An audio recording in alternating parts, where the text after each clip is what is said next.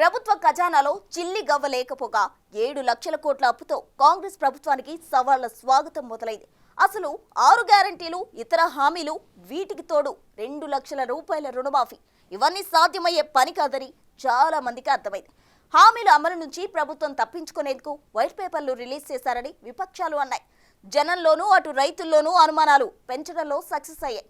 కానీ జనం మద్దతుతో, వారి ప్రేమాభిమానాలతో తెలంగాణ ఇచ్చిన పార్టీగా అధికారంలోకి వచ్చిన కాంగ్రెస్ ఒక్కో హామీను వరుసగా నెరవేరుస్తూ వస్తోంది. తాజాగా రైతు రుణమాఫీ చేసి యావత్ దేశమే ఆశ్చర్యపోయేలా చేసింది.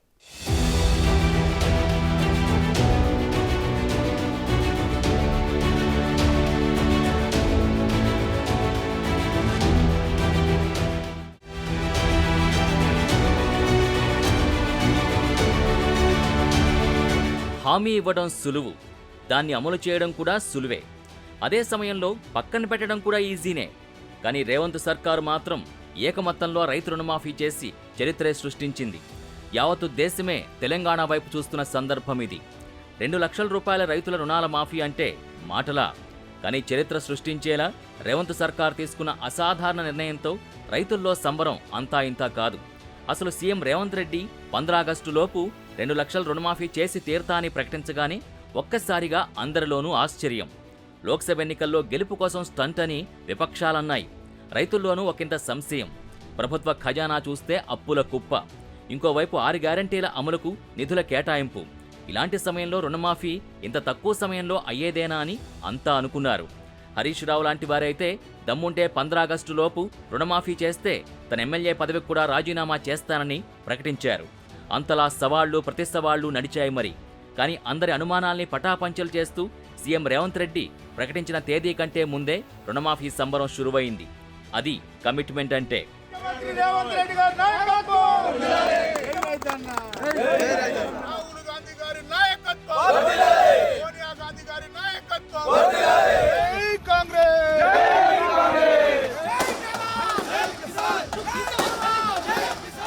అసలు సీఎం రేవంత్ రుణమాఫీ ఎలా చేశారు? ఓవైపు ఖజానా ఖాళీగా ఉన్న నిధుల సమీకరణ ఎలా చేయగలిగారు అంటే అంత ఈజీగా అయితే కాదు. దీని వెనుక గత 7 నెలల కఠోరమైన శ్రమ ఉంది. రాష్ట్రానికి నెల నెలా ఆదాయం 10,000 కోట్ల రూపాయల దాకా వస్తోంది. అయితే జీతభత్యాలు, అప్పులు, వడ్డీలు, పథకాలకు నిధుల కోసం 14,000 కోట్ల దాకా ఖర్చవుతున్నాయి. అంటే 4,000 కోట్లు బయట నుంచి తేవాల్సిందే. ఇలాంటి పరిస్థితుల నుంచి కథ మార్చే ప్రయత్నం చేశారు సీఎం. దుబారా ఎక్కడెక్కడ పోతోందన్న వాటిపై ఫోకస్ పెట్టారు. గతంలో రైతు బంధు, కొండలు, గుట్టలు, వెంచర్లకు ఇచ్చారని దానిపై సమగ్ర రిపోర్టు కోసం మంత్రివర్గ ఉపసంఘం వేశారు. ఎన్ని ఎకరాలకు కటాఫ్ పెట్టాలో రైతుల్ని అడిగి తేల్చమన్నారు. మరోవైపు రాష్ట్ర ఆదాయ మార్గాలపై దృష్టి పెట్టారు. క్రమం తప్పకుండా టార్గెట్లు పెట్టి సమీక్షలు చేస్తున్నారు. ప్రతి పైసా ఖజానాకు సకాలంలో చేరేలా రోడ్ మ్యాప్ రెడీ చేశారు. అవసరమైతే వివిధ శాఖల్లో సంస్కరణలు చేసేందుకు సిద్ధమన్నారు.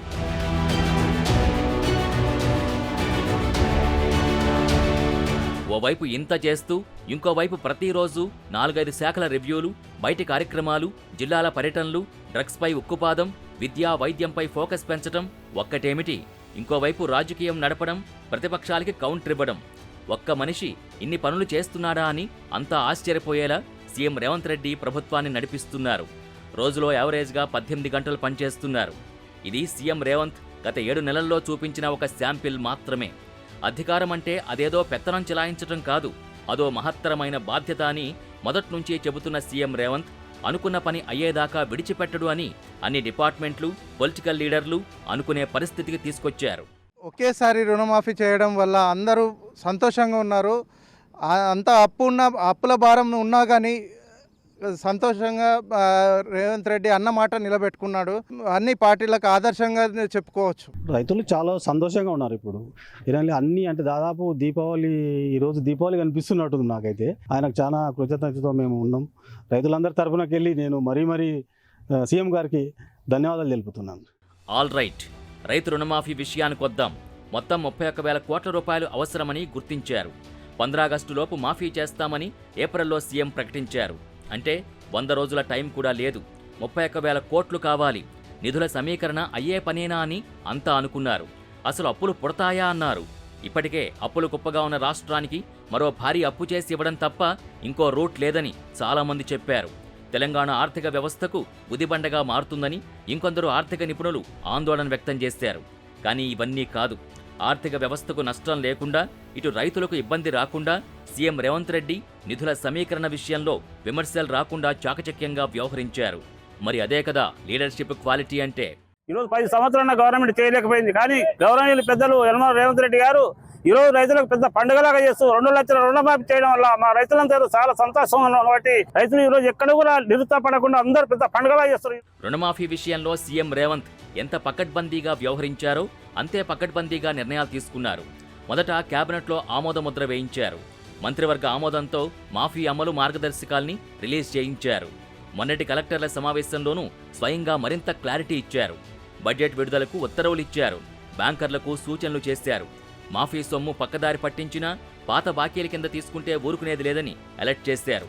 రాష్ట్ర ప్రభుత్వం అప్పులు తీసుకోవాలంటే FRBM లిమిట్ అనేది ఉంటుంది. దాన్ని మించి ఎడాపెడా తీసుకోవడానికి లేదు.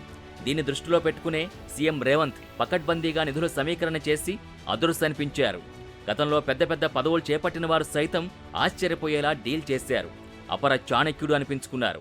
తెలంగాణ ఏ విధంగా అయితే మాట ఇచ్చి తెలంగాణ రాష్ట్రం ఇచ్చినమో అదేవిధంగా సెప్టెంబర్ 17, 2023 నాడు రాజీవ్ గాంధీ ప్రాంగణం తుక్కుగూడ రంగారెడ్డి జిల్లా నడిగడ్డన నిలబడి తప్పకుండా మీకు 2 లక్షల రూపాయల రుణమాఫీ చేస్తా అని శ్రీమతి సోనియా గాంధీ గారు మాట ఇచ్చిండ్రు.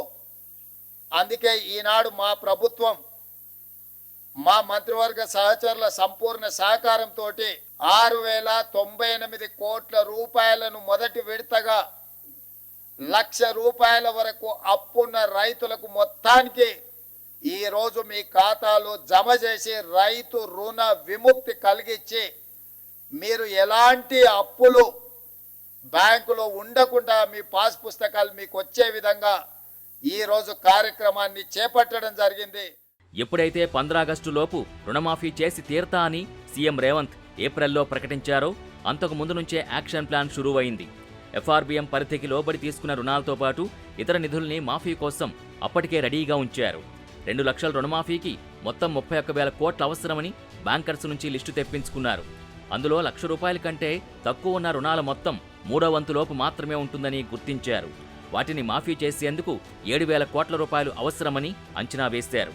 అందుకు సరిపడా మొత్తాన్ని ఆర్థిక శాఖతో సిద్ధం చేయించారు. ఈ ఎపిసోడ్ని మొత్తం వ్యూహాత్మకంగా సీఎం, డిప్యూటీ సీఎం నడిపించారు. జూలై నెలలో బాండ్ల అమ్మకం ద్వారా రాష్ట్ర ప్రభుత్వం 4,000 కోట్ల రూపాయలు సమీకరించింది. ఇతర మార్గాల్లో మరో 5,000 కోట్ల వరకు నిధుల్ని సేకరించారు. గత 7 నెలల్లో ప్రభుత్వ రాబడి పెంచారు, దుబారా తగ్గించారు.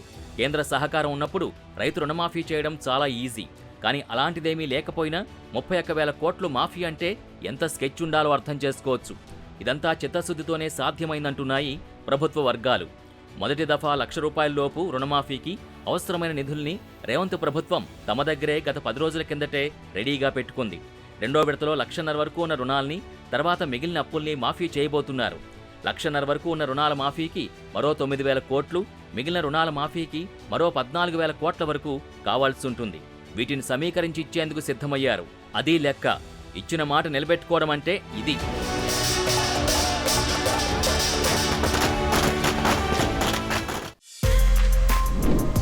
For more videos like this, subscribe Big TV channel.